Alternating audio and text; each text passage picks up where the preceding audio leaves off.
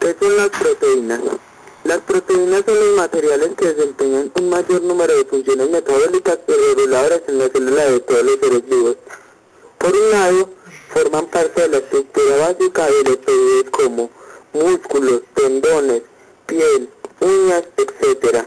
Y, por otro, desempeñan funciones como asimilación de nutrientes, transporte de oxígeno y grasas en la sangre, inactivación de materiales tóxicos o peligrosos, etc. También son los elementos que definen la identidad de cada ser vivo, ya que son la base de la estructura del código genético ADN y de los sistemas de reconocimiento del organismo extraños en el sistema inmunitario.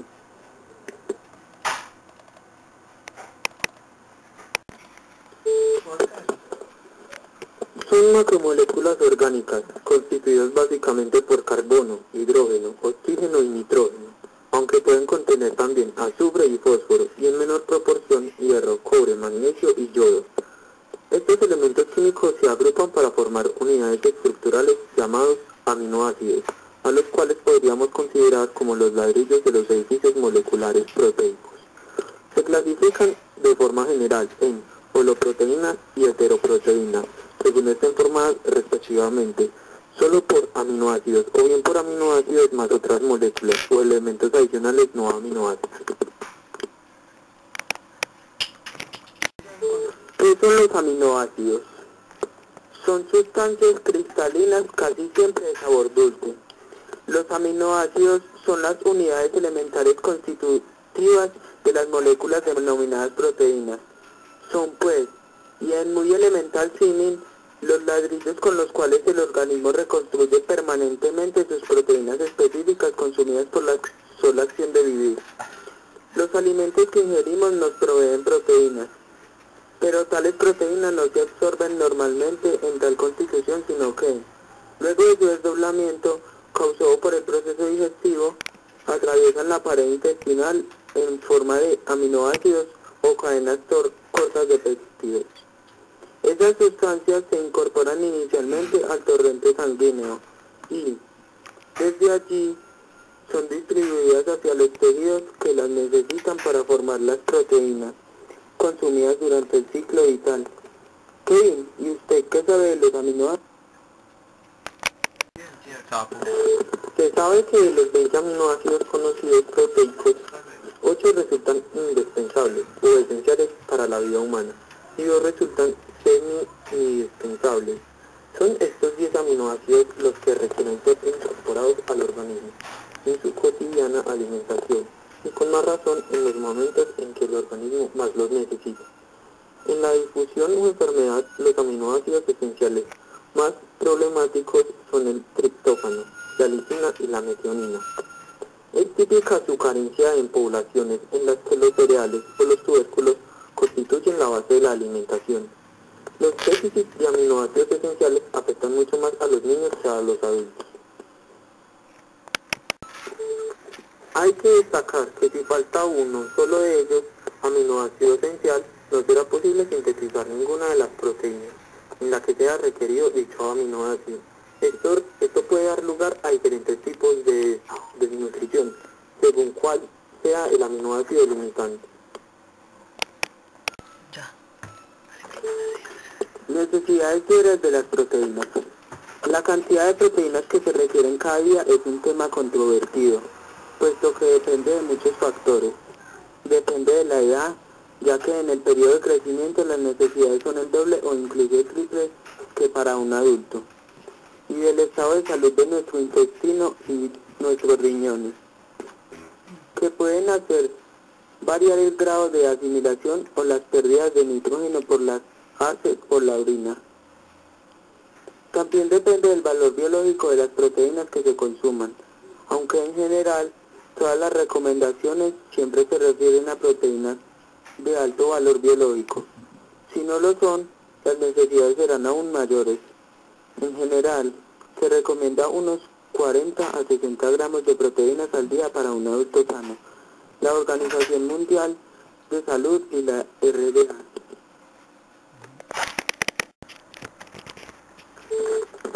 Recomiendan un valor de 0.8 gramos por kilogramo de peso y día.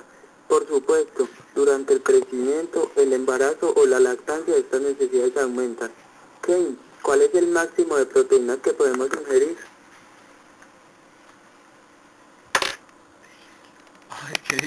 El máximo de proteínas que podemos ingerir sin afectar a nuestra salud es un tema aún más delicado.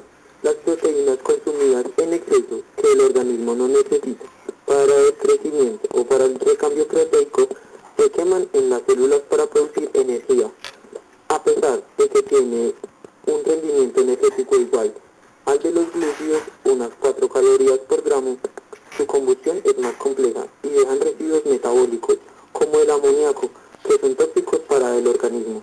El cuerpo humano dispone de diferentes sistemas de eliminación, pero este exceso de proteínas supone cierto grado de intoxicación, que provoca la destrucción de tejidos y en última instancia la enfermedad del envejecimiento prematuro. Debemos evitar comer más proteínas de las estrictamente necesarias para cubrir nuestras necesidades. Proteínas de origen vegetal o animal. Puesto que solo asimilamos aminoácidos y no proteínas completas, el organismo puede distinguir si estos aminoácidos provienen de proteínas de origen animal o vegetal. Comparando ambos tipos de proteínas, podemos señalar: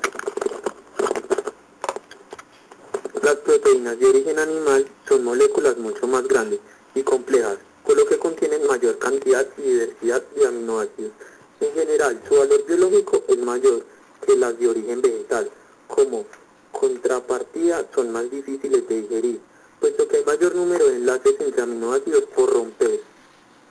Las proteínas vegetales, legumbres con cereal o lácteos con cereales, se puede obtener un conjunto de aminoácidos equilibrado. Por ejemplo, las proteínas de arroz contienen todos los aminoácidos esenciales, pero son escasas en lisina. Si las combinamos con lentejas o garbanzos abundantes en lisina, la cantidad biológica de aporte proteico resultante es mayor que le da la mayoría de los productos de origen animal. Al tomar proteínas animales a partir de carnes, aves o pescados, ingerimos también todos los desechos del metabolismo celular presentes en esos tejidos, como amoníaco, ácido úrico, etc., que el animal no pudo eliminar antes de ser sacrificado. Estos compuestos actúan como tóxicos en nuestro organismo. El metabolismo de los vegetales es distinto y no están presentes estos derivados nitrogenados. Los tóxicos de la carne se pueden evitar consumiendo las proteínas de origen animal a partir de huevos, leche y sus derivados. En cualquier caso, siempre serán preferibles los huevos y los lácteos a las carnes, pescados y aves. En este sentido, también preferimos los pescados a las aves y las aves a las carnes rojas o de cerdo.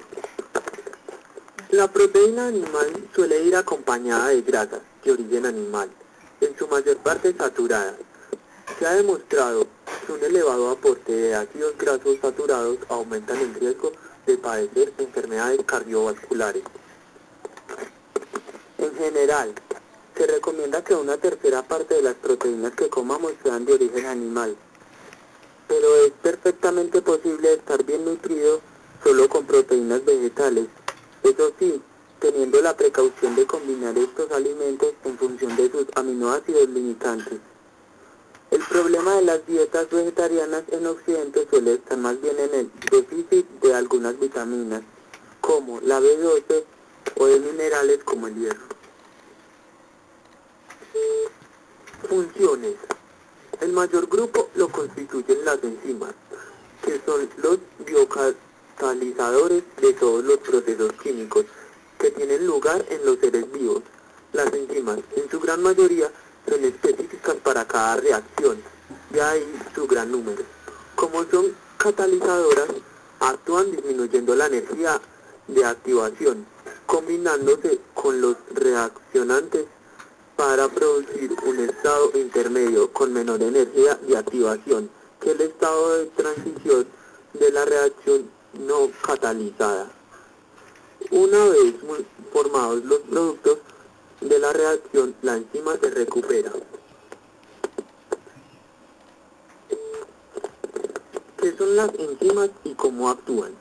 En todos los organismos es preciso sintetizar macromoléculas a partir de las moléculas sencillas, y para establecer los enlaces entre estas se necesita energía. Esta energía se consigue rompiendo los enlaces químicos internos de otras macromoléculas, sustancias de reserva o alimentos. Todo ello comporta una serie de reacciones coordinadas, cuyo conjunto se denomina metabolismo. Dadas las sustancias que intervienen en estas reacciones son, generalmente, muy estables, se requiere una gran cantidad de energía para que reaccionen entre sí, ya que, si no, la velocidad de reacción sería nula o demasiado lenta. Para acelerar la reacción en un laboratorio bastaría con aumentar la temperatura o bien con añadir un catalizador, es decir, una sustancia que aumente la velocidad de la reacción. En los seres vivos, un aumento de temperatura puede provocar la muerte, por lo que se opta por la otra posibilidad, es decir, el concurso de catalizadores biológicos o biocatalizadores. Las moléculas que desempeñan esta función son las enzimas. Las enzimas son proteínas globulares capaces de catalizar las reacciones metabólicas. Son solubles en agua y se difunden bien en los líquidos orgánicos. Pueden actuar a nivel intracelular, es decir, en el interior de la célula, donde se ha formado, o a nivel extracelular en la zona donde se segregan. Las enzimas cumplen las dos leyes comunes a todos los catalizadores. La primera es que durante la reacción no se alteran, y la segunda es que no desplazan la constante de equilibrio para que se obtenga más producto, sino que simplemente favorecen la misma cantidad de producto que se obtenga en menos tiempo. Las enzimas, a diferencia de los catalizadores no biológicos, presentan una gran especificidad, actúan a temperatura ambiente y consiguen un aumento de la velocidad de reacción de 1.000.000 a 1.000.000.000 de veces. Actividad enzimática. En toda reacción química se produce una transformación de unas sustancias iniciales, denominadas reactivos o sustratos, en unas sustancias finales o productos. Esta transformación no se verifica directamente, ya que es necesario un paso intermedio en el cual el reactivo se active, de forma que sus enlaces se debiliten y favorezcan su ruptura. Este paso intermedio recibe el nombre de complejo activado y requiere un aporte de energía, generalmente en forma de calor, que se conoce como energía de activación. Las enzimas pueden actuar de dos formas. Una, fijándose mediante enlaces fuertes, covalentes, al sustrato de modo que se debiliten sus enlaces y que no haga tanta falta de energía para romperlos, y otras atrayéndolo a las sustancias reaccionantes hacia su superficie, de modo que aumente la posibilidad de encuentro y que la reacción se produzca más fácilmente. Las enzimas, una vez que han realizado la transformación del sustrato o sustratos en productos, se liberan rápidamente de ellos para permitir el acceso a otros sustratos.